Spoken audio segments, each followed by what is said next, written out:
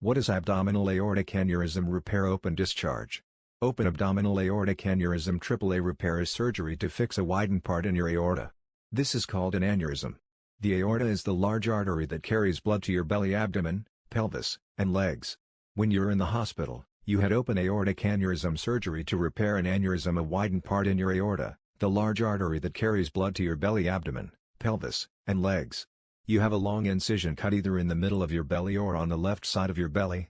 Your surgeon repaired your aorta through this incision. After spending 1 to 3 days in the intensive care unit ICU, you spent more time recovering in a regular hospital room.